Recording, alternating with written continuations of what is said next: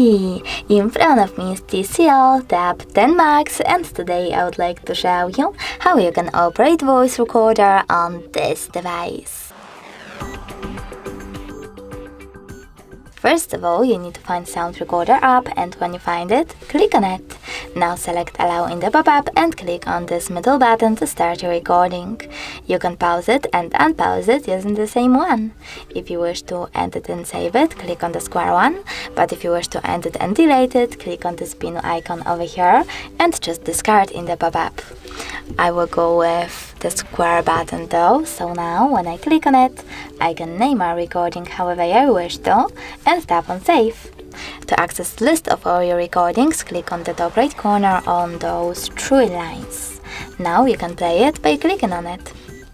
If you wish to delete it, you can do that by tapping on those three dots at the top right corner of it, choosing delete, and confirming your choice in this pop-up. Thanks so much for watching. If you enjoyed this video, don't forget to leave a like, comment and subscribe. Bye!